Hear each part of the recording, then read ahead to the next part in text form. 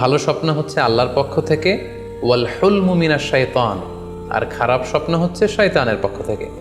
এখন কেউ যদি আমরা এই ভয়ঙ্কর স্বপ্ন রাতে দেখে ফেলি, যেটাকে আমরা নাইট মেয়ার বলি বা হরর ড্রিম বলি, ভয়ঙ্কর স্বপ্ন বা দুঃস্বপ্ন, যেটা দেখে আমরা খুব হাঁপিয়ে উঠি, আমাদের শ্বাস প্রশ্বাসের গতিবিধি বেড়ে যায়, আমরা খুব ভয় পাই, প্রচণ্ড ভয়ে আমরা আটকে উঠি এবং ঘুম ভেঙে যায় আমাদের, এরকম ভয়ঙ্কর স্বপ্ন যদি আমরা দেখি তখন আমরা কি করব? এ ব্যাপারে কি ইসলামের কোনো দিক নির্দেশনা আছে? হ্যাঁ, অবশ্যই দিক নির্দেশনা আছে। সেক্ষেত্রে আমরা সহিহ মুসলিমের একটি হাদিস উল্লেখ করতে পারি এখানে, যেখানে আল্লাহ রাসূল সাল্লাল্লাহু আলাইহি ওয়াসাল্লাম বলেছেন, ইযা রাআ আহাদুকুম আর রুইয়া ইয়াকরাহুহা, তোমাদের কেউ যদি রাতে এমন কোনো স্বপ্ন দেখে যেটা সে অপছন্দ করে, মানে ভয়ঙ্কর ভীতিকর দুঃস্বপ্ন যদি সে দেখে, তাহলে ফাল ইয়াবসুক আন ইয়াসারিহি সালাসান, সে যেন তার বাম দিকে 3 বার থুতু ফেলে। ওয়াল ইস্তাঈদ বিল্লাহি মিনাশ শাইতানি সালাসান, আর সে যেন শয়তানের ব্যাপারে আল্লাহ তাআলার কাছে 3 বার পানাহ চায় বা আশ্রয় প্রার্থনা করে। ওয়াল ইয়াতাহাওয়াল আন জামবিহি আল্লাযী কানা আলাই, আর যে পাশে হয়ে সে শুয়েছিল সে পাশ চেঞ্জ করে অন্য পাশ হয়ে যেন সে ঘুমায়। সুবহানাল্লাহি বিহামদি, কত চমৎকার দিক নির্দেশনা। এবং সুনানে ইবনু মাজায় আরও একটি সহিহ হাদিস আমরা এখানে উল্লেখ করতে পারি, যেখানে আল্লাহ রাসূল সাল্লাল্লাহু আলাইহি ওয়াসাল্লাম বলেছেন, ইযা রাআ আহাদুকুম রুইয়া ইয়াকরাহুহা, কেউ যদি রাতে খারাপ বা ভয়ঙ্কর কোনো স্বপ্ন দেখে, ফালিয়াতাহাওয়াল, সে যেন তার বিছানা চেঞ্জ করে নেয়, জায়গা চেঞ্জ করে নেয়। অর্থাৎ সে যে বিছানায় শুয়েছিল সেখানে না, সে অন্য কোথাও শোবে, অথবা যেই টার্নে শুয়েছিল অন্য টার্নে চলে যাবে, ডানে হলে বায়ে, বায়ে হলে ডানে। ওয়াল ইয়াতফুল আন ইয়াসারিহি সালাসান, এবং তার বাম দিকে যেন সে 3 বার থুতু ফেলে। ওয়াল ইয়াসআলিল্লাহ মিন খায়রিহা ওয়াল ইয়াতাআওয়ায মিন শাররিহা, এবং সে যেন এই স্বপ্নের ভালো দিকটা আল্লাহ তাআলার কাছে কামনা করে, এবং এই স্বপ্নের মন্দ বা অকল্যাণকর দিক থেকে যেন সে আল্লাহ তাআলার কাছে পানাহা চায়। সম্মানিত সুধীমণ্ডলী, এই হাদিস দুটির আলোকে আমরা বুঝতে পারি যে কেউ যদি হরর ড্রিম বা নাইট মেয়ার, যেটাকে আমরা দুঃস্বপ্ন বা ভয়ঙ্কর স্বপ্ন বলছি, এই ধরনের স্বপ্ন অনেকেই দেখে থাকে এবং আমাদের কাছে প্রায়ই বলে যে সে দুঃস্বপ্ন দেখে রাতের বেলা, ভয়ে সে ভড়কে যায়, আটকে ওঠে, ঘুম ভেঙে যায়। এ জাতীয় দুঃস্বপ্ন যদি আপনারা কেউ দেখেন, সেক্ষেত্রে এই হাদিসের আলোকে আমরা বলতে পারি যে আপনি 6টি কাজ করবেন। 1 নম্বর হচ্ছে আপনি বাম দিকে 3 বার থুতু ফেলবেন। 2 নম্বর হচ্ছে 3 বার আপনি তাআউজ পড়বেন, অর্থাৎ আপনি পড়তে পারেন আউযু বিল্লাহি মিনাশ শাইতানির রাজিম, অর্থাৎ হে আল্লাহ, আমি বিতাড়িত শয়তানের ব্যাপারে আপনার কাছে পানাহ চাচ্ছি। অথবা আপনি পড়তে পারেন আউযু বিল্লাহি মিন শাররিহা, হে আল্লাহ, আমি এই শয়তানের অকল্যাণকর বা যে এভিল সাইড আছে, খারাপ দিক আছে, এই ব্যাপারে আমি আপনার কাছে পানাহ চাচ্ছি। 3 বার আপনি এটা পড়বেন। 3 নম্বরে আপনি যদি আপনার ঘুমকে আবারও কন্টিনিউ করতে চান, তাহলে বা দিকের থেকে যদি স্বপ্ন দেখেন, তাহলে আপনি ডান দিকে টার্ন করবেন। আপনি ডান কাতে ঘুমাচ্ছিলেন এরকম যদি হয়, তাহলে বাম দিকে আপনি সরে যাবেন, অথবা যেখানে শুয়েছিলেন ওই জায়গাটা চেঞ্জ করে অন্য কোথাও শোবেন। 4 নম্বর হচ্ছে আপনি যদি ঘুম আর কন্টিনিউ করতে না চান, তাহলে আপনি অজু করে ফেলবেন। তাৎক্ষণিক আপনি আপনার ঘুম যদি আপনি কন্টিনিউ করতে না চান, অজু করে ফেলবেন এবং 2 রাকাত সালাত আদায় করবেন। 5 নাম্বার হচ্ছে এই স্বপ্ন আপনি কারোর সাথে শেয়ার করবেন না। এ ব্যাপারে আমরা সামনে বিস্তারিত বলছি। ভয়ঙ্কর স্বপ্ন দেখলে সাধারণত কারোর সাথে শেয়ার করবেন না। যদি শেয়ার করতে হয়, তাহলে প্রলিফিক স্কলার, ভালো আলেম, যার এলেম আছে, যার আমল আছে, এরকম লোক, কিংবা আপনার ওয়েল উইশার যারা আছে, আপনার শুভাকাঙ্ক্ষী, এরকম কারোর সাথে শেয়ার করতে পারেন। 6 নাম্বার, যদি সুযোগ হয় আপনি কিছু চ্যারিটি করে যেতে পারেন, দান করে যেতে পারেন, কারণ সাদাকাতু তারুদ্দুল বালা, দান করলে, চ্যারিটি করলে এটা মানুষের বিপদ বা বালা মুসিবতকে দূর করে দেয়। এ পর্যায়ে আমরা শুনবো স্বপ্নের 3 নম্বর প্রকারের ব্যাপারে, অর্থাৎ যেটাকে আমরা বলেছিলাম আদগাস ও আহলাম বা নাফসানি। এটা আল্লাহ তাআলাও দেখান না, যেটা শয়তানও ভয় দেখানোর জন্য দেখায় না, বরং এটা আমার চিন্তা ভাবনার প্রতিচ্ছবি। এটা সাধারণত অর্থহীন স্বপ্ন আমরা বলে থাকি, এটার কোনো অর্থ হয় না, বা আমার কল্পনাপ্রসূত স্বপ্ন। সারাদিন আমি যেটা নিয়ে ভাবি, যেটা নিয়ে আমি কনসার্ন বা টেন্সড, ওইটাই আমি রাতের বেলায় দেখছি। এ জাতীয় স্বপ্ন যদি আমরা দেখি, তাহলে এই স্বপ্নের কোনো অর্থ নেই, এটাতে কোনো দিক নির্দেশনা নেই, এটা সাধারণত অর্থহীন এবং কল্পনাপ্রসূত স্বপ্ন হয়ে থাকে। এই স্বপ্নের কোনো ব্যাখ্যা হয় না। সম্মানিত শুধু এ পর্যায়ে আমরা জানবো যে কোন স্বপ্নের ব্যাখ্যার প্রয়োজন হয় এবং কোন স্বপ্নের কোনো ব্যাখ্যার প্রয়োজন হয় না। সাধারণত ব্যাখ্যা প্রয়োজন হয় কি হয় না, এদিক থেকে স্বপ্ন 2 ধরনের। এক হচ্ছে সরিহ, মানে ডিরেক্ট ড্রিম, যেটা সুস্পষ্ট, অর্থাৎ রাতে আপনি যা স্বপ্নে দেখেছেন দিনের বেলা সেটাই ঘটতে দেখেছেন। আপনি রাতে স্বপ্ন দেখলেন আপনার কোনো একজন কাছের লোক মারা গিয়েছে, এরপরের দিন আপনি শুনলেন আসলেই সেই ব্যক্তিটি মারা গিয়েছে। অথবা রাতের বেলা আপনি কোনো একটা ঘটনা দেখলেন, তারপরের দিন সেই ঘটনাটাই আপনি ঘটতে দেখলেন। এটাকে বলা হয় ডিরেক্ট ড্রিম, মানে সুস্পষ্ট এবং সারিহ, একেবারে স্পষ্ট স্বপ্ন। এটার কোনো ব্যাখ্যার প্রয়োজন হয় না, কারণ আপনি যা দেখেছেন সেটাই ঘটেছে। আরেকটা প্রকার হচ্ছে গয়রু সরিহ, মানে যেটা স্পষ্ট নয়, ইনডিরেক্ট ড্রিম, যেটা অস্পষ্ট। এটা হচ্ছে সিম্বলিক বা আইকনিক ড্রিম। আপনি এমন অস্পষ্ট আইকনিক বা এমন কিছু সিম্বল দেখেছেন রাতে ঘুমের ঘোরে স্বপ্নে, যেটা থেকে সুস্পষ্ট আসলে কিছু বোঝা যায় না, বরং এখানে একটা সিম্বল আছে, এখানে একটা প্রতীক আছে বা আইকন আছে। এই জাতীয় যে স্বপ্নগুলো আছে সাধারণত এগুলোর ব্যাখ্যার প্রয়োজন হয়, যেহেতু আপনি বুঝতে পারছেন না যে এটা দিয়ে আসলে কি বোঝানো হচ্ছে। সম্মানিত সুধী, এ পর্যায়ে আমরা জানার চেষ্টা করব যে সত্য স্বপ্নের আলামত কি কি, অর্থাৎ কিভাবে বুঝবো যে আমি যে স্বপ্নটা দেখেছি এই স্বপ্নটা সত্য কিনা বা অর্থবহ কিনা। অনেকে আমাদের কাছে জানতে চায় যে আমি এই স্বপ্নটা দেখেছি, এটা কি সত্য স্বপ্ন, এটা কি অর্থবহ স্বপ্ন, বা এটা কি আল্লাহর পক্ষ থেকে কোনো গাইডেন্সমূলক বা দিক নির্দেশনা বা সুসংবাদমূলক স্বপ্ন। কিভাবে আমরা বুঝতে পারি? কিছু আলামত রয়েছে, কিছু নিদর্শন রয়েছে, যেগুলোর আলোকে কিন্তু আমরা সহজেই বুঝতে পারি যে স্বপ্নটা সত্য কিনা। সুনানে আবু দাউদের এক বর্ণনায় আল্লাহ রাসূল সাল্লাল্লাহু আলাইহি ওয়াসাল্লাম ইরশাদ করেছেন, আসদাকুন নাসি রুইয়া আসদাকুহুম হাদিসা। যে ব্যক্তি সত্য কথা বলে বেশি, তার স্বপ্ন সত্য হয় বেশি। তাহলে সহজে আমরা বুঝলাম, আপনি যদি সত্যবাদী হন, সাধারণত আপনার স্বপ্নগুলো জেনারেলি সত্য হবে।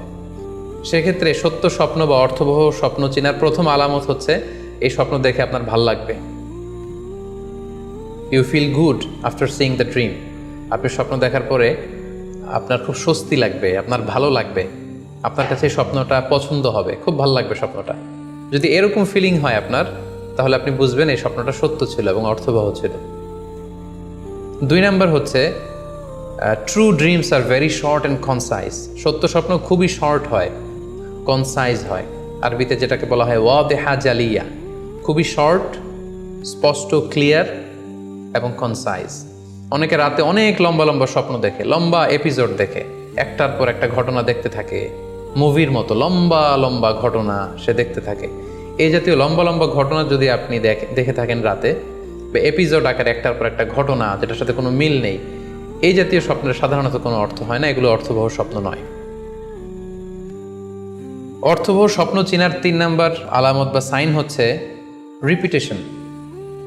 অর্থাৎ একই স্বপ্ন যদি আপনি বারবার দেখেন তাহলে বুঝতে হবে এটা অর্থবহ স্বপ্ন, এবং এটার মাধ্যমে আল্লাহ তাআলা আপনাকে কোনো দিক নির্দেশনা বা গাইডেন্স দিতে যাচ্ছেন।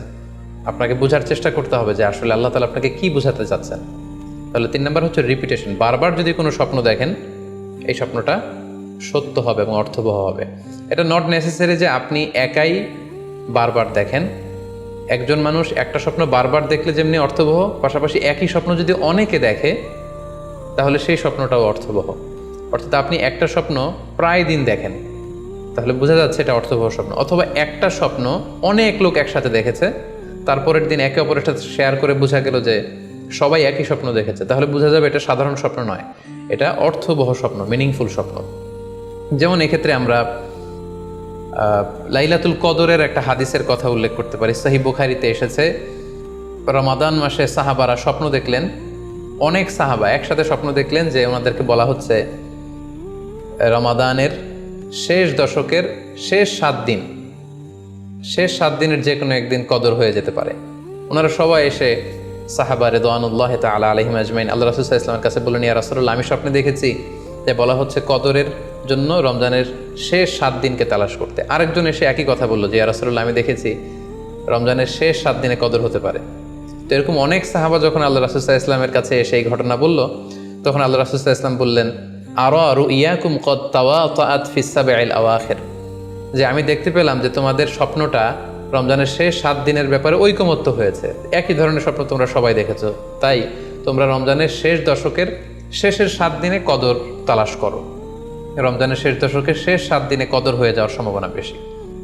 সেই বুখারীর এই হাদিসের আলোকে কিন্তু আমরা বুঝতে পারলাম যে একটি স্বপ্ন, একই ধরনের ঘটনা যদি অনেকে দেখে তাহলে এটা অর্থবহ। পাশাপাশি এক্ষেত্রে আমরা আজানের হাদিসটি উল্লেখ করতে পারি।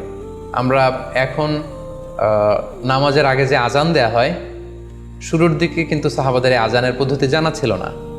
তখন সাহাবারা আল্লাহ রাসূল সাল্লাল্লাহু আলাইহি ওয়াসাল্লামের সাথে কনসাল্ট করছিলেন যে কিভাবে আজান দেওয়া যায়, অর্থাৎ কিভাবে ঘোষণা দেওয়া যায় সালাতের জন্য। একজন সাহাবা বলল, আমরা আগুন জ্বালিয়ে দিব, আগুনের ধোঁয়া দেখে মদিনার সবাই বুঝবে যে এখন সালাতের সময়, তো সবাই চলে আসবে। আরেকজন বলল, না, প্রতিদিন আগুন জ্বালানো এটা নিরাপদ না, বরং আমরা খ্রিস্টানদের মতো বেল বাজিয়ে দিব। একজন বেল রিঙ্গার রাখবো, যে ঘন্টা বাজালে ঘন্টার আওয়াজ শুনে খ্রিস্টানদের মতো চার্চে যেন লোকজন আসে, বাকিরা সবাই নামাজ পড়তে চলে আসবে। তো এক একজনের এক এক পরামর্শ শুনে আল্লাহ রাসূল সাল্লাল্লাহু আলাইহি ওয়াসাল্লাম কোনো সিদ্ধান্তে আসতে পারলেন না। তারপরের দিন একজন সাহাবা চমৎকার একটি স্বপ্ন দেখলেন। তিনি স্বপ্নে দেখলেন, ওনার নাম হচ্ছে আব্দুল্লাহ ইবনে যায়েদ ইবনে আব্দে রব্বি। উনি স্বপ্নে দেখলেন যে একজন লোক, খুব সম্ভবত ফেরেশতা হবেন, তার গায়ে দুইটা সবুজ রঙের জামা এবং তার হাতে বেল, ঘন্টা। তখন তিনি ওনাকে জিজ্ঞেস করলেন, আপনি কি ঘন্টা বিক্রি করেন? তখন স্বপ্নে সেই লোকটি বলল, ঘন্টা দিয়ে তুমি কি করবে? তো সাহাবী বললেন যে ঘন্টা দিয়ে আমরা নামাজের জন্য আহ্বান করব। তো স্বপ্নে সেই সবুজ কাপড় পরিহিত লোক বলল যে ঘন্টার চাইতেও যদি চমৎকার একটা আইডিয়া তোমার সাথে শেয়ার করি, সেটাকে তুমি শুনবে? সাহাবী বললেন, হ্যাঁ শুনবো।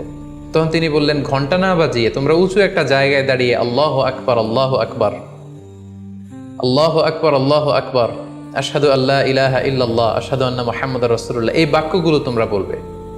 এই বাক্যগুলোর মধ্যে দিয়ে আল্লাহর বরত্বের ঘোষণা হবে, রাসূল সাল্লাল্লাহু আলাইহি ওয়াসাল্লামের রিসালাতের ঘোষণা হবে, মানুষকে চমৎকার বাক্যে নামাজের দিকে ডাকাও হবে, ফলে লোকজন নামাজেও চলে আসবে। এই চমৎকার কথা শুনে সাহাবা তো অবাক হয়ে গেলেন, ওনার ঘুম ভেঙে গেল।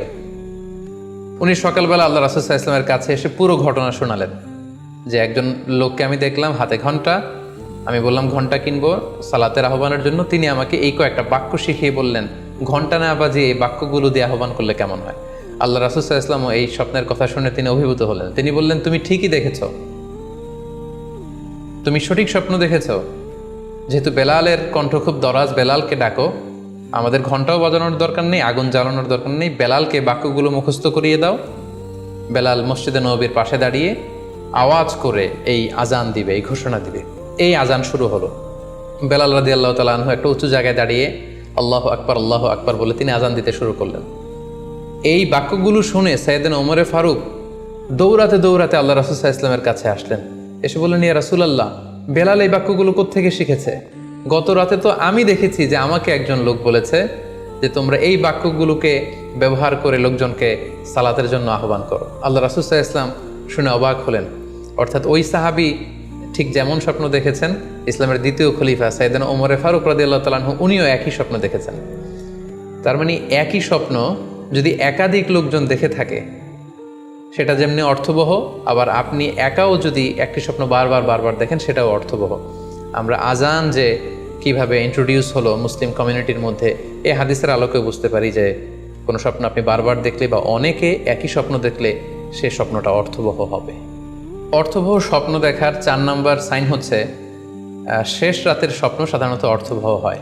অর্থাৎ লাস্ট 1/3 অফ দ্য নাইট, রাতের শেষাংশে যদি আপনি ফজরের আগ দিয়ে যে স্বপ্নটা মানুষ দেখে, সাধারণত এই স্বপ্নটা অর্থবহ হয়, এটা সত্য স্বপ্ন হয়। কারণ এই টাইমে আল্লাহ তাআলা প্রথম আকাশে নেমে আসেন বা মনোনিবেশ করেন এবং ডাকতে থাকেন, কার রিজিকের দরকার আমি রিজিক দেব, কার অর্থের দরকার আমি অর্থ এর ব্যবস্থা করে দেব, কার কি দরকার আমার কাছে চাও, অসুস্থরা আমি তাদেরকে সুস্থ করে দেব। সো ওই টাইমে আল্লাহ তাআলার বিশেষ একটা রহমত পৃথিবীতে নেমে আসে, ফলে শেষ রাতের স্বপ্ন সাধারণত অর্থবহ স্বপ্ন হয়। পাশাপাশি হাদিসে এসেছে যে কিয়ামতের আগ দিয়ে মুমিনরা যে স্বপ্নগুলো দেখবে, এই স্বপ্নগুলো সাধারণত অর্থবহ হবে। অর্থাৎ কিয়ামতের একেবারে আগ মুহূর্তে যখন মুসলমানরা খুব স্ট্রাগল করবে, মুসলমানরা যখন খুব বিপদে থাকবে, তখন মুসলমানদের যে স্বপ্নগুলো তারা রাতের বেলা দেখবে, এগুলো মিথ্যা হবে না, বেশিরভাগ স্বপ্নই সত্য হবে, অর্থবহ হবে। যেটা আমরা সহিহ বুখারীর একটা হাদিস থেকে জানতে পারি, যেখানে আল্লাহ রাসূল সাল্লাল্লাহু আলাইহি ওয়াসাল্লাম ইরশাদ করেছেন, ইযা ইকতারাবাজ জামানু লাম তাকাদ রুইয়াল মুমিনি তাকযিব। অর্থাৎ কিয়ামতের সময় যত ঘনিয়ে আসবে, কাছাকাছি আসবে, মুমিন বা বিশ্বাসীদের স্বপ্ন ঠিক তত সঠিক হতে থাকবে। মুমিনদের তখনকার স্বপ্ন বেশিরভাগই সত্য হবে, সেটা মিথ্যা হবে না। তাহলে এই হাদিস থেকে আমরা জানলাম কিয়ামতের আগ দিয়ে মুমিনরা যে স্বপ্নগুলো দেখবে, এগুলো সত্য হবে, অর্থবহ হবে।